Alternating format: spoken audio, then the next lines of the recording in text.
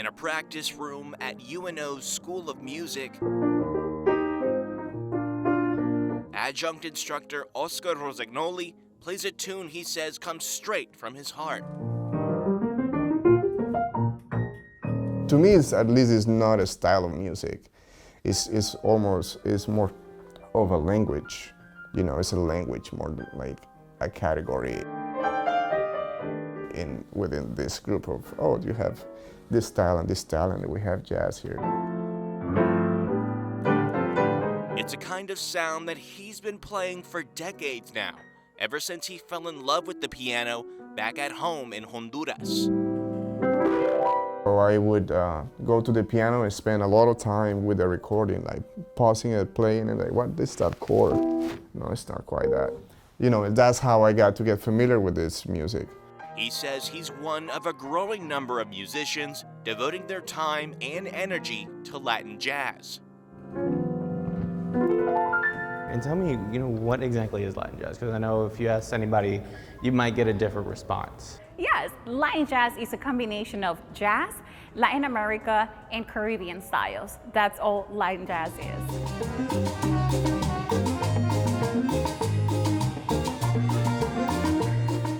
While Taslia Mejia with the New Orleans Jazz Museum can identify what sets Latin jazz apart from other forms of music, it gets harder tracing the sound's origins. But most experts agree it started with Cuban music prodigy Mario Bauza when he brought his country's Congo sounds to Harlem in the 1920s. Although it didn't catch on as quickly as other musical styles. He played that music, those notes, to different musicians that were like, no, that's not quite it, right? But he had a bigger dream. He was like, no, one day I'm gonna play these beats because this is my roots, this is who we are. Over time, Bauza's music grew more popular as more immigrants settled roots. You must understand the big immigration in the 50s, 40s, people from Cuba to the United States. And music meccas like New Orleans welcomed the sound with open arms. Cubano Alex Martí says his country's traditional music blends in with what's heard throughout the French Quarter, Second Lines, and Mardi Gras parades. Conga is a rhythm. It's a carnival rhythm. And they created a beautiful fusion between Cuban percussionists and a trumpet player. They created one of the most beautiful combinations in jazz. Traditional New Orleans jazz also mixes easy with other Caribbean sounds, like merengue from the Dominican Republic.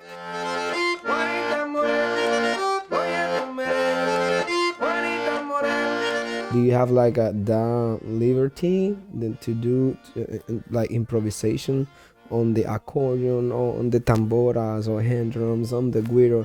It's like it's really easy to make improvisation.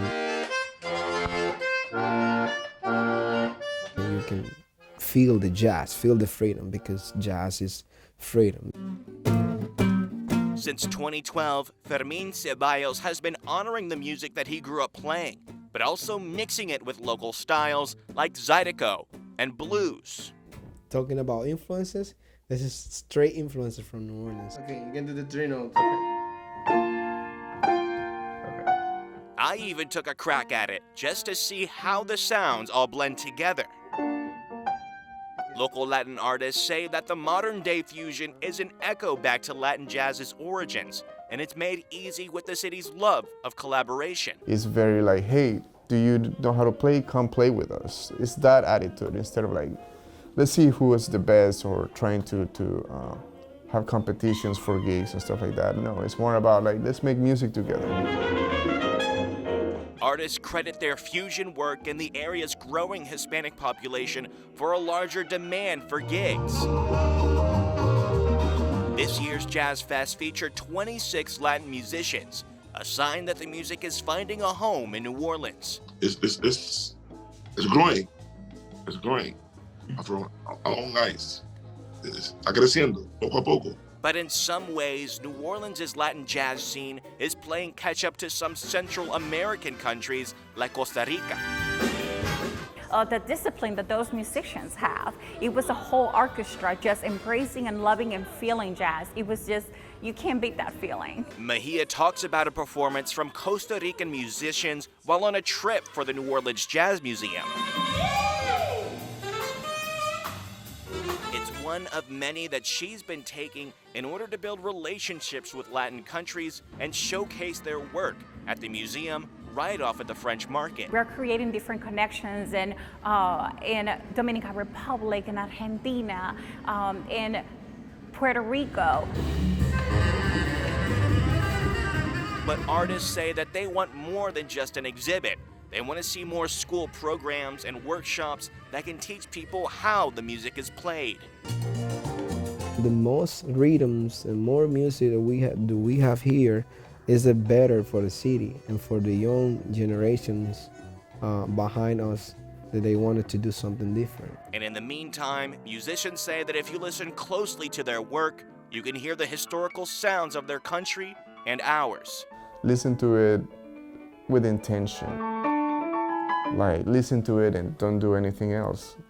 Just pay attention to what's happening in the music. In every element, every instrument, every section of a song. Reporting in New Orleans, Andres Fuentes, Fox 8, Local First.